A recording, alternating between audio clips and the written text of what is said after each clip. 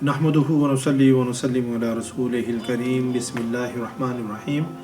मोहतरम नाज़रीन व सामीन इकराम, अस्सलामु अलैकुम व रहमतुल्लाहि व बरकातुहू। अल्लाह ताला के फजल व करम और रसूल पाक सल्लल्लाहु अलैहि वसल्लम के नाले पाक के सदक़े से हम एक और नशिस्त में आपके साथ मौजूद हैं।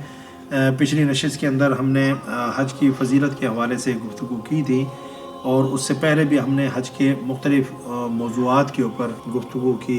हज की लुग़वी तारीफ़, इस्तिलाही तारीफ़, हज की शराइत, उसके फ़राइज़, उसके वाजिबात, उसकी सुन्नतें, उसके आदाब और उसके बाद उसके जो ममनुआत व मकरूहात हैं उनके ऊपर हमने तफसील से जो है अपनी वीडियोज़ रिकॉर्ड करवा दी हैं। जो लोग हज पर जाने का इरादा रखते हैं उनके लिए ये वीडियोज़ बड़ी मुफीद हैं। तो आप सारी वीडियोज़ को देखें तो इंशाअल्लाह हज के मुतालिक आपके जो भी कॉन्सेप्ट्स हैं वो क्लियर हो जाएंगे और कन्फ्यूजन्स दूर हो जाएंगी और आपको इन वीडियोज़ के ज़रिए से बहुत ज़्यादा जो है मालूमात मिलेंगी। आज की नशिस्त में हमने हज की जो मुख्तलिफ़ किस्में हैं उसके ऊपर रोशनी डालनी है और उसमें से जो हज तमत्तो है उसको किस तरह से किया जाता है, क्योंकि अक्सर लोग जो हमारे यहाँ से जाते हैं आफाकी होते हैं, बैरून मुल्क से सऊदी अरब आते हैं हज की अदायगी के लिए, तो उनमें से अक्सर लोग हज तमत्तो करते हैं। तो हज की बुनियादी तौर पर 3 किस्में हैं, हज इफ़राद, हज तमत्तो और हज क़िरान। अब इन तीनों में फ़र्क क्या है? हज इफ़राद उस हज को बोलते हैं जिसमें सिर्फ़ हज के नियत से एहराम पहना जाए, उसमें उम्रा जो है वो शामिल नहीं होता। तो ये हज इफ़राद है कि सिर्फ़ और सिर्फ हज की नियत से आपने एहराम पहना और हज की अदायगी की। तो जो लोकल लोग हैं वो चूँकि वहाँ पर रहते हैं तो उनके लिए ये हज इफ़राद जो है वो ज़्यादा मुनासिब है कि जब हज का सीज़न आता है, मौका आता है, वो चंद दिनों के लिए अपने कामों से छुट्टी लेकर आ जाते हैं और हज की अदायगी कर लेते हैं। फिर हज तमत्तो और हज क़िरान, इन दोनों में बुनियादी फ़र्क क्या है? इनमें कॉमनैलिटी ये है कि इन दोनों में उम्रे को शामिल किया जाता है। यानी आप यूँ समझ रहे हैं कि एक, जिस तरह कहते हैं ना कि एक तीर से 2 शिकार, तो आप जा तो हज के लिए रहे थे लेकिन आपने उसमें उम्रे की भी अदायगी कर ली, तो आप हज के साथ उम्रे को शामिल करते हैं। तो फिर यानी हज तमत्तो में और हज क़िरान दोनों में उम्रा और हज दोनों आप करते हैं। अच्छा, अब इनमें फ़र्क क्या है? इनमें फ़र्क ये है कि हज तमत्तो के अंदर आप पहले उम्रे का एहराम बांधते हैं, उम्रे की नीयत करते हैं और जब आप मक्का जाते हैं वहाँ पर आप उम्रा अदा कर लेते हैं और सर मुंडा लेते हैं, तो आप एहराम को खोल देते हैं, एहराम से फ़ारिग हो जाते हैं। फिर जितने भी दिन उस वक्त से लेकर 8 ज़िलहिज्जा तक हैं, क्योंकि मुख्तलिफ़ टाइम्स के अंदर लोग मक्का जाते हैं, तो वो दिन आपके जो है आप सादा लिबास के अंदर अपने जिस तरह आप आम लिबास पहनते हैं उस लिबास के अंदर आप आएंगे, मस्जिद हराम के अंदर नमाज़ें पढ़ेंगे, तवाफ़ करें और अगर आप मज़ीद उम्रा करना चाहें तो फिर एहराम पहनकर मस्जिद तनईम से, मस्जिद आयशा से आप आएँ और आकर उम्रा कर लें। फिर उम्रा कर लेंगे, फिर आप उसको जो है खोल दें और सादा लिबास पहनकर जब तक आप मिना रवा नहीं होते उस वक्त तक आप बिल्कुल जो है वो एहराम की पाबंदियों से आप मुबर्रा हैं।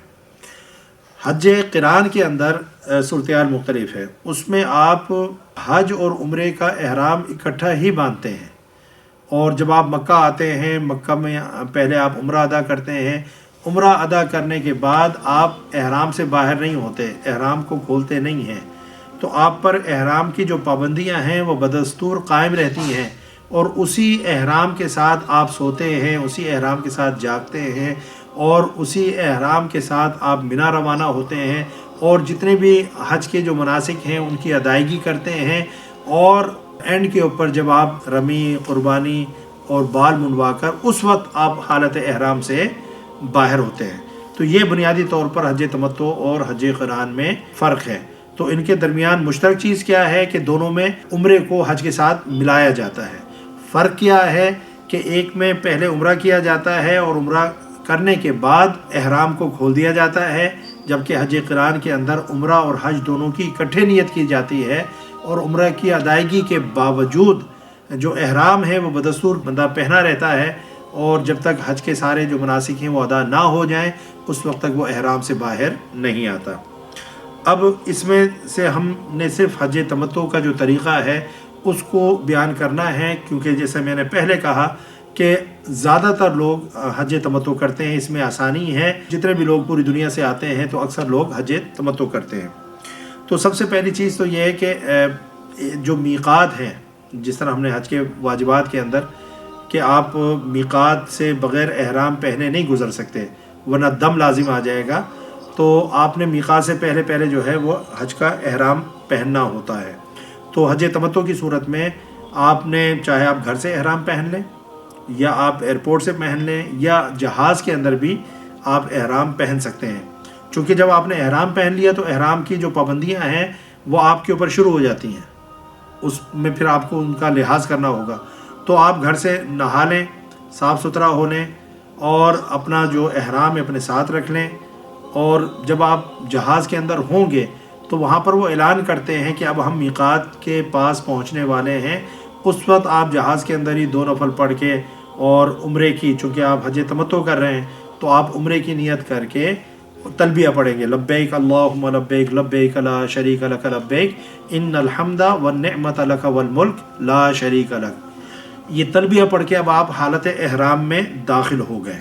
یہ تلبیہ جو ہے اور نیت، اس سے آپ حالت احرام میں داخل ہو گئے، اور احرام کی جتنی پابندیاں ہیں، جو ممنوعات ہیں احرام کی حالت میں، جو ہم پچھلے لیکچرز کے اندر ریکارڈ کروا چکے ہیں، وہ آپ لیکچر جو ہے سن لیجئے گا، تو وہ ساری پابندیاں جو احرام پہنا ہوا ہے اس کے اوپر لازم آ جاتی ہیں۔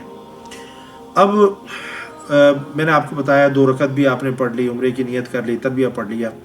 اب کرنا کیا ہے کہ راستے میں آپ گاہے بگاہے تلبیہ پڑھتے رہیں گے، جیسے آپ تھوڑا سو گئے، اٹھے، تلبیہ پڑھ لیا، اپنی نشست سے اٹھے ہیں، تلبیہ پڑھ لیا، بیٹھے ہیں، تلبیہ پڑھ لیا، تو اس طریقے سے وقتاً فوقتاً گاہے بگاہے آپ تلبیہ پڑھتے رہیں۔ پھر مکہ پہنچ کر جو ہے بعض لوگ بہت زیادہ رش کرتے ہیں اور کہتے ہیں جی ہم فوری طور پر جا کر عمرے کی ادائیگی کر لیں۔ اگر آپ یعنی کہ تھکاوٹ نہیں ہے اور آپ اپنے اندر انرجی، طاقت محسوس کر رہے ہیں تو ہوٹل میں اپنا سامان رکھ کر آپ جائیں اور جا کر جو ہے عمرہ کر لیں۔ لیکن اگر آپ سمجھتے ہیں کہ میں بہت زیادہ تھکا ہوا ہوں اور اس حالت میں گیا اور جا کر میں نے عمرہ کیا تو مزہ نہیں آئے گا، وہ دل اور وہ روح جو ہے اس کے اندر نہیں ہوگی، تو آپ تھوڑا ریسٹ کر لیں، آرام کر لیں، اور اٹھنے کے بعد جو ہے آپ شاور لینا چاہیں تو آپ احرام جو ہے اتار کر آپ شاور لے لیں، صابن استعمال نہ کریں، ملیں نہ، اور تولیہ کو استعمال کیے بغیر جو ہے آپ اپنے احرام کو دوبارہ پہن لیں۔ یہ چیز ذہن میں رکھیں کہ احرام کھولنے سے آپ حالت احرام سے باہر نہیں آئیں گے، ٹھیک ہے نا؟ یہ چادریں ہیں، یہ لباس ہے، اگر آپ کی یہ چادریں خراب ہو جائیں آپ دوسری چادریں پہن سکتے ہیں، آپ نہانے کے لیے ان کو اتار سکتے ہیں، پہن سکتے ہیں، اس سے احرام ٹوٹتا نہیں ہے اور آپ کے جو حالت احرام ہے اس کے اوپر کوئی فرق نہیں پڑتا۔ تو حرم میں پہنچ کر جب آپ حرم میں جا رہے ہیں تو وہاں جا کر اگر مکروہ وقت نہیں ہے تو تحیۃ المسجد کے 2 نفل پڑھیں، نفل پڑھنے کے بعد جو ہے پھر آپ آگے چلیں۔ جب آپ کو خانہ کعبہ نظر آنے لگے، پہلی نظر خانہ کعبہ کے اوپر پڑے تو آپ وہاں پر رک جائیں، خانہ کعبہ کو بڑی محبت کے ساتھ دیکھیں اور ہاتھ اٹھا کر وہاں پر، چونکہ یہ وہ وقت ہے جب اللہ تعالیٰ آپ کی دعا کو قبول فرمائے گا، تو وہاں پر کھڑے ہو کر اپنے لیے، اپنے عزیز و اقربا کے لیے جنہوں نے آپ کو دعاؤں کے لیے کہا ہے ان کو یاد کر کے ان کے لیے اور حضور نبی اکرم صلی اللہ علیہ وسلم کی کل امت کے لیے آپ دعا کریں۔ پھر جو ہے آپ یہ چیز آپ ذہن میں رکھیں کہ جب آپ نے احرام پہننا ہے، یہ بہت بڑی غلطی ہے جو اکثریت ہمارے جو حجاج ہیں اور عمرے پر جانے والے لوگ ہیں وہ یہ غلطی ضرور کرتے ہیں، وہ یہ کہ وہ شروع وقت سے ہی جب انہوں نے احرام پہنا تو اپنی چادر کو جو ہے اس طریقے سے ڈالتے ہیں اور کندھا جو ہوتا ہے، کندھا وہ ان کا ننگا ہوتا ہے، یہ شروع سے، حالانکہ یہ چیز جو ہے درست نہیں ہے۔ جب آپ احرام پہنے تو آپ کے دونوں کندھے کورڈ ہونے چاہیے۔ یہ صرف جو ہے جب آپ اس مقام پر پہنچیں جو حجر اسود کے سامنے ہوتا ہے، وہ جو لکیر ہے جہاں سے آپ اپنے طواف کا آغاز کرتے ہیں، وہاں کے جا کر آپ نے اس طریقے سے جو ہے چادر کو نیچے سے نکال کر اوپر ڈالنا ہے، اور صرف جو 3 جو پہلے کے چکر ہیں ان کے اندر یہ کرنا ہے، بعد میں پھر آپ نے اپنے کندھوں کو ڈھانپ لینا ہے۔ تو اس چیز کے اندر جو ہے احتیاط کرنی چاہیے۔ اکثریت ہمارے جو لوگ حج پر جاتے ہیں، عمرے پر جاتے ہیں، وہ اس غلطی کا ارتکاب کرتے ہیں۔ تو اب آپ جو ہے حجر اسود کے بالکل سامنے آ گئے، حجر اسود آپ کے سامنے ہے، آپ نے اپنا احرام جو اس طریقے سے نکال کر کندھے کو جو ننگا کر لیا، اور آپ وہاں پر پھر 7 چکروں کی نیت کریں گے کہ میں جو ہے طواف کے 7 چکروں کی نیت کرتا ہوں، اے اللہ تو اس کو مجھ سے قبول فرما اور اس کو میرے لیے آسان فرما دے۔ اب اگر آپ اس پوزیشن میں ہیں کہ حجر اسود کا بوسہ لے سکتے ہیں تو لے لیں، نہیں ہے، بھیڑ ہے، ہجوم ہے، تو دھکے مارنے کی ضرورت نہیں ہے، آپ دور سے ہی ہاتھوں کو ایسا کر کے استلام کر سکتے ہیں، اس سے جو ہے آپ کو پورا اجر و ثواب مل جائے گا، اور اپنے ہاتھوں کو ہی آپ بوسہ دے دیں۔ پھر آپ نے دائیں طرف سے جو ہے طواف کا آغاز کرنا ہے، اور آپ جو ہے طواف کے دوران کوئی ایسا نہیں ہے کہ پہلے چکر میں آپ نے یہ دعا پڑھنی ہے، دوسرے میں یہ پڑھنی ہے، تیسرے میں یہ پڑھنی ہے۔ اکثر ہوتا یہ ہے کہ لوگ کتاب ہاتھ میں لے لیتے ہیں، دعاؤں کی طرف ان کی توجہ جو ہے وہ رہتی ہے، اور وہ جو ایک والہانہ پن اور ایک بلکہ کہیں کہ ایک پاگل پن جو ہے ہونا چاہیے کہ اللہ کا گھر ہے، اس کے گرد آپ والہانہ انداز میں مست ہو کر طواف کر رہے ہیں، اور آپ کی ساری دل کی اور روح کی جو توجہ ہے وہ اللہ کی طرف ہے، اللہ کا خوف اور اس کی خشیت آپ کے اوپر طاری ہے۔ وہ جب آپ کتابوں میں لگ جاتے ہیں تو وہ ساری جو ایک ماحول ہے وہ خراب ہو جاتا ہے۔ میں یہ نہیں کہہ رہا کہ آپ دعائیں نہ پڑھیں، لیکن یہ ضروری نہیں ہے۔ اگر کوئی شخص کچھ بھی نہیں پڑھتا اور 7 چکر لگا لیتا ہے، اس کا طواف ہو گیا۔ اب کیا پڑھیں؟ جو چیزیں آپ کو یاد ہیں، عربی میں یاد ہیں، اردو میں یاد ہیں، پنجابی میں یاد ہیں، آپ جو ہے جتنی مسنون دعائیں آپ کو، رب اجعلنی مقیم الصلاۃ ومن ذریتی ربنا، مگر کتاب کو دیکھے بغیر جو آپ کو یاد ہیں، درود شریف ہے، کلمہ ہے، دوسرا کلمہ ہے، تیسرا کلمہ ہے، جو آپ کو یاد ہے وہ آپ پڑھتے رہیں بس۔ اور یعنی توجہ یہ کہ یہ اللہ کا گھر ہے، اور آج اللہ نے مجھے یہ موقع دیا ہے، اور اس کے گھر کے گرد میں کہ ایک عاشقوں کی طرح اور مجنوں کی طرح جو ہے میں چکر لگا رہا ہوں۔ تو دل اور روح کی جو توجہ ہے وہ اللہ کے گھر کی طرف ہونی چاہیے۔ تو ہر چکر کے اوپر آپ پھر اسی جگہ پر آ جائیں گے، وہاں پر پہنچ کر پھر آپ نے رکنا ہے، منہ جو حجر اسود کی طرف کرنا ہے، دور سے استلام کرنا ہے، بوسہ لینا ہے، پھر آپ نے دوسرا چکر مکمل کرنا ہے۔ اس طریقے سے آپ 7 چکر مکمل کریں گے۔ 7 چکر مکمل کرنے کے بعد جو ہے پھر آپ نے آخری چکر میں استلام کرنا ہے اور جو ہے بوسہ دینا ہے۔ اس کے بعد وہاں سے آپ نے ہٹ کر اب 2 رکعت نفل جو ہے، جو واجب ہے، وہ ادا کرنا ہے۔ اگر وقت مکروہ نہیں ہے تو آپ مقام ابراہیم کے پاس یا اس کے پیچھے یا پھر حرم میں جہاں پر بھی جگہ مل جائے، اگر بہت زیادہ رش ہے، وہاں پر لوگ نماز پڑھ رہے ہیں اور آپ کو جگہ نہیں مل رہی ہے، تو پھر جہاں جگہ ملے وہاں پر 2 رکعت نماز ادا کرنی ہے، یہ واجب ہے۔ پھر آپ آب زمزم پئیں، خوب پیٹ بھر کر جو ہے آب زمزم پئیں، برکت ہے، شفا ہے۔ اس کے بعد پھر مقام ملتزم پر آ جائیں اور وہاں پر آ کر جو ہے اللہ کی بارگاہ میں دعا کریں، گڑ گڑا کر دعا کریں۔ اس کے بعد پھر آپ نے واپس وہیں پر حجر اسود کے سامنے آنا ہے، اور حجر اسود کے سامنے آ کر پھر ایک مرتبہ آپ نے استلام کرنا ہے، بوسہ دینا ہے، اور پھر جو پیچھے کی طرف آپ مڑیں گے تو وہ صفا مروہ ہے، تو آپ وہاں پر صفا کے اوپر چلے جائیں۔ صفا پر آپ چڑھ کے، جو پہاڑی ہے، یہ صفا اور مروہ 2 پہاڑیاں ہیں، صفا کے اوپر آپ چڑھ کے منہ آپ کعبے کی طرف کریں۔ پھر وہاں پر آپ نے جس طرح طواف کی نیت کی تھی، اسی طریقے سے صفا مروہ کے درمیان 7 چکروں کی آپ نے نیت کرنی ہے، اور اس کا آغاز صفا سے ہوگا، مروہ تک 1 چکر ہو گیا، مروہ سے صفا تک جو ہے دوسرا چکر ہے۔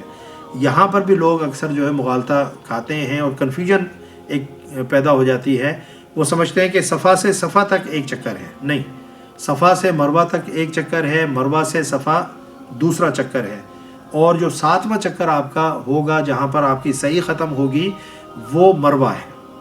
اب اس کے درمیان جب آپ یعنی کہ صحیح کر رہے ہوتے ہیں، صحیح کا معنی ہے کوشش کرنا، چونکہ یہاں پر حضرت حاجرہ علیہ السلام پانی کی تلاش میں جو ہے وہ گئی تھیں، دوڑی تھیں، تو انہوں نے وہ 2 جگہ جو ہے ایسی ہیں، سبز رنگ کی ٹیوب لائٹس انہوں نے لگائی ہوئی ہیں، ایک خاص جو ہے وہ ایریا ہے، تو اس کے دوران درمیان جو ہے وہ تھوڑا سا نارمل اسپیڈ سے زیادہ اسپیڈ کے ساتھ، اور اگر مرد ہیں تو وہ دوڑتے ہوئے وہاں سے گزریں، اور پھر بعد میں نارمل اسپیڈ جو ہے وہ اختیار کر لیں۔ صحیح کے اندر بھی آپ جو آپ کو دعائیں یاد ہیں وہ آپ پڑھ سکتے ہیں. بہتر ہے زبانی جتنی دعائیں آتی ہیں وہ آپ کریں تاکہ آپ کی جو توجہ ہے وہ اس طرف رہے. پھر جب آپ مروہ کے اوپر 7 چکر جو ہے وہ ختم ہو گئے تو آپ جو ہے وہاں پر 2 نفل پڑھیں. یہ مستحب ہے. دعا کریں. بال اپنے جو ہے وہ کٹوائیں یا قصر کریں یا جو ہے حلق کروا لیں. حلق کروائیں گے تو زیادہ جو ہے افضل ہے, زیادہ اس کا جو ثواب ہے. تو اس کے بعد جو ہے اب آپ احرام سے فارغ ہو گئے, آپ کا عمرہ ہو گیا, حج تمتع کا عمرہ ادا ہو گیا. اب اس کے بعد آپ اپنے ہوٹل جاتے ہیں, شاور لیتے ہیں, نارمل کپڑے پہنتے ہیں. اس کے بعد باقی جو دن ہیں یعنی کہ 8 ذی الحجہ سے پہلے وہ آپ مسجد میں آئیں, نماز پڑھیں, قرآن پاک کی تلاوت کریں, ذکر اذکار کریں. ویسے سادہ کپڑوں میں آپ جتنا چاہیں طواف کریں. طواف کی بہت فضیلت ہے. اگر عمرہ کرنا ہے تو پھر آپ احرام پہن کر مسجد عائشہ جائیں, وہاں سے چونکہ میقات وہ بنتا ہے وہاں سے آئیں, عمرہ ادا کریں اور پھر آپ احرام سے باہر ہو جائیں. اب جب 8 ذی الحجہ کو منا روانگی کا وقت آتا ہے تو اس وقت منا روانہ ہونے سے پہلے اب حاجی جو حج تمتع کر رہا ہے وہ حج کا احرام پہنے گا. حج کی نیت سے اب احرام پہنے گا.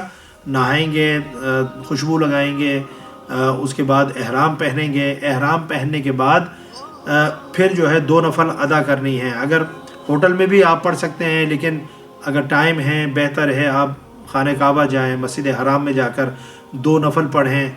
اس کے بعد جو ہے حج کی نیت کریں, تلبیہ پڑھیں. اب آپ پھر دوبارہ حالت احرام کے اندر آ گئے اور احرام کی جتنی بندشیں ہیں, پابندیاں ہیں, وہ سب آپ کے اوپر لاگو ہو گئیں. آپ کو منا لے جایا جائے گا. وہاں پر آپ نے 8 ذی الحجہ کو منا میں صرف نمازیں پڑھنی ہیں, ذکر اذکار کریں اور زیادہ سے زیادہ اللہ کی عبادت میں وقت گزاریں. فجر, ظہر, عصر, مغرب, عشاء 8 تاریخ کو آپ نے منا میں ادا کی. 9 تاریخ کی فجر بھی آپ نے منا میں ادا کی.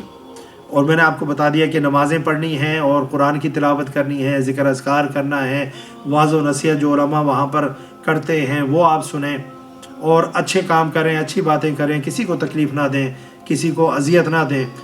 پھر 9 ذی الحجہ یہ حج کا جو ہے سب سے امپورٹنٹ دن ہے, بلکہ حضور نبی اکرم صلی اللہ علیہ وسلم نے فرمایا کہ عرفہ ہی حج ہے. اب آپ کو منا سے عرفات لے جایا جائے گا.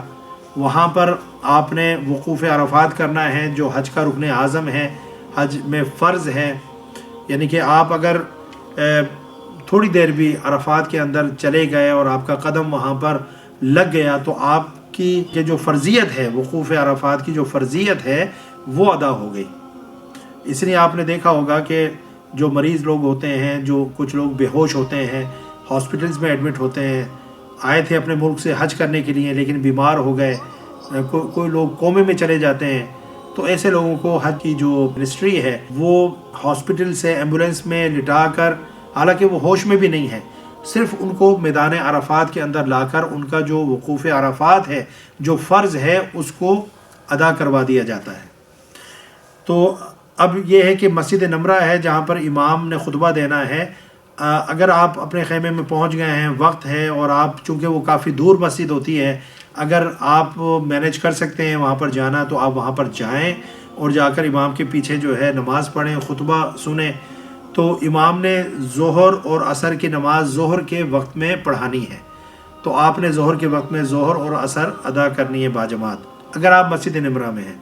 اگر آپ اپنے خیمے میں ہیں تو یہاں پر آپ نے ظہر کی نماز ظہر کے وقت میں اور عصر کی نماز عصر کے وقت میں ادا کرنی ہے. لوگ ہوتے ہیں, امام ہوتے ہیں, آپ وہاں پر جماعت کروائیں.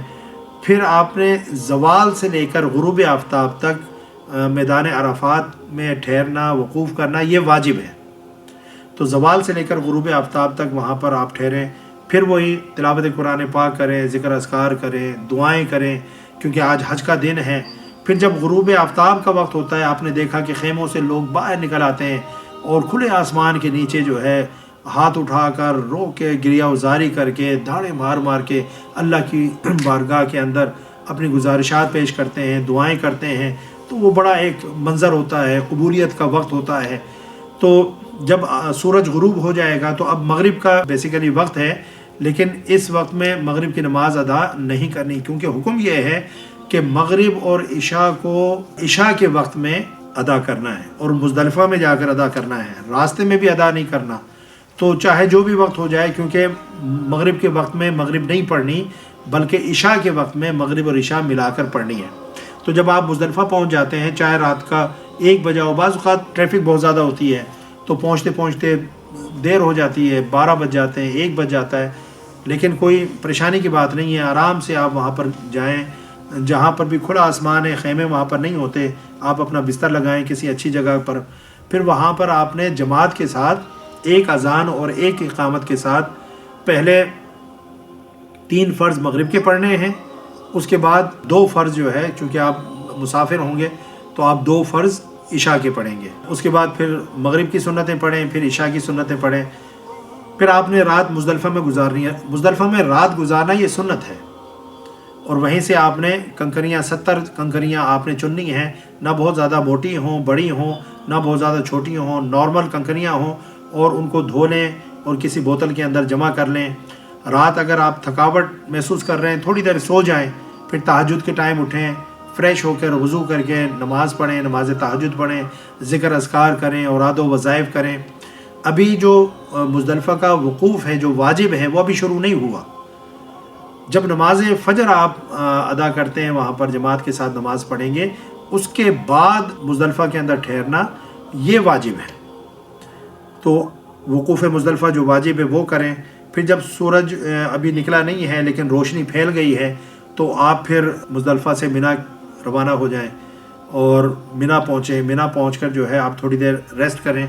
آج آپ نے جو ہے 3-4 بڑے اہم کام کرنے ہیں۔ آج آپ نے جو ہے جو بڑا شیطان ہے اس کو کنکریاں بھی مارنی ہے، 7 کنکریاں مارنی ہیں، آج قربانی بھی دینی ہے، آج پھر جو ہے بال بھی کٹوانے ہیں، اور اس کے بعد پھر آپ احرام سے باہر ہوں گے۔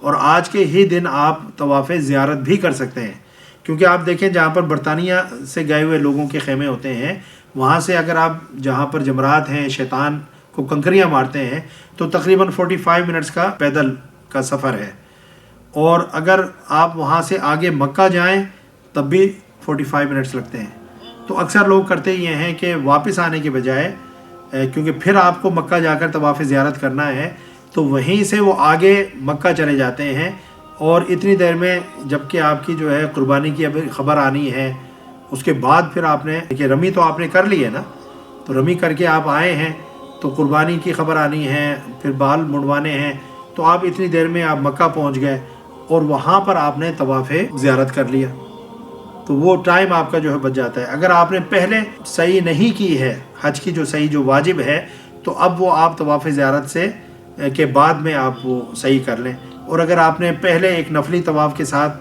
صحیح کر لی ہے تو اب طواف زیارت کے بعد وہ صحیح نہیں کریں گے۔ تو 10 تاریخ کو آپ جو ہے اپنے خیموں میں پہنچے، وہاں سے آپ نے تھوڑی دیر ریسٹ کیا۔ اگر آپ صحت مند ہیں تو بہتر ہے کہ زوال کے بعد کنکریاں ماریں، لیکن جو عورتیں ہیں، بچے ہیں، بوڑھے ہیں، بیمار ہیں، ان کے لیے سہولت ہے، اجازت بھی ہے دین میں، شریعت میں، کہ وہ زوال سے پہلے بھی کنکریاں مار سکتے ہیں۔ تو آپ پہلے دن ابھی آپ تلبیہ پڑھ رہے ہیں، یہ ذہن میں رکھیں کہ تلبیہ ابھی موقوف نہیں ہوا، تلبیہ جاری ہے۔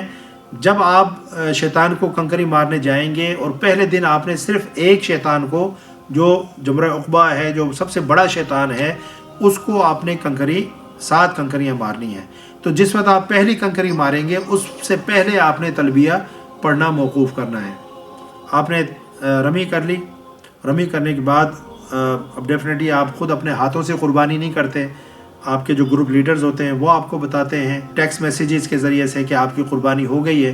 تو جب قربانی ہو جائے تو پھر آپ نے سر منڈوانا ہے۔ سر منڈوانے کے بعد جو ہے پھر آپ احرام سے باہر آ سکتے ہیں، احرام کو کھول سکتے ہیں۔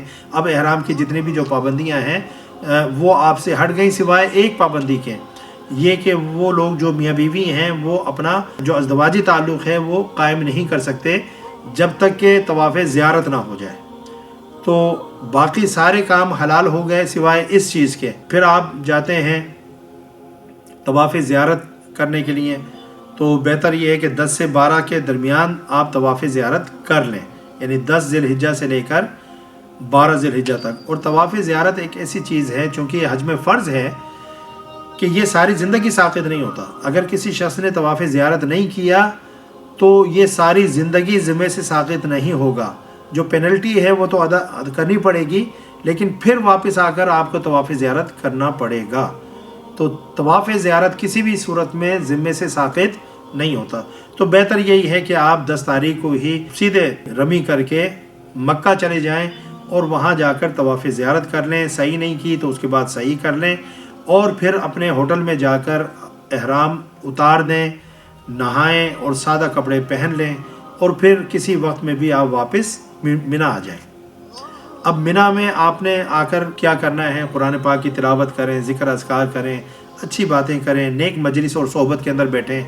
اب اگلا دن 11 تاریخ کا ہے. 11 تاریخ میں آپ نے نمازیں پڑھنی ہیں، اور صرف ایک کام ہے کہ آپ نے زوال کے بعد جا کر تینوں شیطانوں کو یکے بعد دیگرے کنکریاں مارنی ہیں. پہلے شیطان کو کنکری ماریں گے، سائیڈ میں ہو کر دعا کرنی ہے. دوسرے کو کنکری ماریں، سائیڈ میں ہو کر دعا کریں. تیسرے کو مارنے کے بعد آپ نے رکنا نہیں ہے اور نہ دعا کرنی ہے، سیدھے آپ نے واپس اپنے خیموں کی طرف آ جانا ہے. پھر 12 تاریخ کو آپ نے اسی عمل کو دہرانا ہے، اور اس عمل کو کرنے کے بعد یعنی اگر آپ نے تینوں شیطانوں کو کنکریاں مار لی ہیں، رمی ہو گئی ہے، تو اب منا میں ٹھہرنا آپ کے لیے لازمی نہیں ہے. اگر آپ واپس آنا چاہتے ہیں تو آپ مکہ آ سکتے ہیں. اور اگر کچھ لوگ ہیں جو ٹھہرنا چاہتے ہیں اور 13 تاریخ کو بھی ٹھہر کر رمی کرنا چاہتے ہیں تو وہ 13 تاریخ کو بھی ٹھہر سکتے ہیں. لیکن 12 تاریخ کو اگر واپس آنا چاہیں تو اس میں کوئی گناہ نہیں ہے. قرآن پاک میں اللہ نے فرمایا کہ فمن تعجل فی یومن فلا اثم علیہ ومن تاخر فلا اثم علیہ. تو دونوں صورتوں میں جو ہے کوئی گناہ نہیں ہے. 12 تاریخ کو آنا چاہیں تب بھی ٹھیک ہے، 13 تک رکنا چاہیں اللہ تعالیٰ اور آپ کو اجر و ثواب عطا فرمائے گا. اب جب آپ منا سے واپس مکہ آ گئے تو مکہ آنے کے بعد اب صرف ایک کام رہ گیا ہے. نمازیں تو آپ نے پڑھنی ہیں، قرآن پاک کی تلاوت جب تک آپ موجود ہیں وہ تو آپ کرتے رہیں گے، لیکن جو مناسک حج سے متعلق چیزیں ہیں ان میں سے ایک واجب رہ گیا ہے. اور وہ واجب کیا ہے؟ وہ طواف وداع ہے، طواف صدر ہے. یعنی کہ جب آپ مکہ کو چھوڑتے ہیں، مکہ سے الوداع لیتے ہیں، تو یا تو آپ اپنے ملک واپس آ رہے ہوتے ہیں، یا وہ لوگ جو ابھی تک مدینہ نہیں گئے تو وہ مدینہ پاک جو ہے روضہ اطہر کی زیارت کرنے کے لیے جاتے ہیں. تو اپنی روانگی سے پہلے، کیونکہ آپ کے جو گروپ لیڈر ہیں وہ آپ کو بتا دیں گے کہ فلاں دن فلاں ٹائم ہم نے روانہ ہونا ہے، تو کوشش کریں اس طرح سے مینیج کریں کہ یعنی روانگی سے تھوڑی دیر پہلے جو ہے آپ کا وہ طواف ہو، بہت زیادہ گیپ نہ ہو، اور اس کے اندر پھر آپ اللہ کی بارگاہ میں رو رو کر دعائیں کریں، عاذر و انکساری کے ساتھ اپنی گزارشات پیش کریں، اور دوبارہ آنے کی درخواست ڈالیں کہ اللہ تعالی ہمیں دوبارہ آنا نصیب کرے. اور جتنے بھی لوگوں نے دعاؤں کے لیے کہا ہے، کیونکہ آپ کی دعا ان کے حق میں قبول ہوگی، آپ ان کے لیے جو ہے دعا کریں، اور پھر جو ہے وہاں سے آپ واپس آ جائیں. آپ کا حج جو ہے وہ مکمل ہو گیا. اب آپ ملک واپس آنا چاہتے ہیں ملک واپس آ جائیں. مدینہ پاک آپ جانا چاہتے ہیں وہاں آپ جا سکتے ہیں، لیکن آپ کے حج کی جو ادائیگی ہے وہ مکمل ہو گئی. تو الحمدللہ آج ہم نے حج تمتع کا مکمل اور صحیح سنت کے مطابق جو طریقہ ہے اس کو تفصیل کے ساتھ بیان کر دیا. اب جو زیارت مدینہ ہے اس کے اوپر انشاءاللہ ہم ایک الگ سے پروگرام اور ایک الگ سے ویڈیو بنائیں گے، تو وہ بھی آپ ضرور دیکھیے گا کہ وہاں پر جانے کی کیا فضیلت ہے اور وہاں پر جا کر کیا کیا کام کرنے چاہیے. اللہ تعالی ہم سب کے حج کو قبول فرمائے. وما علیہ الا البلاغ. السلام علیکم ورحمۃ اللہ وبرکاتہ.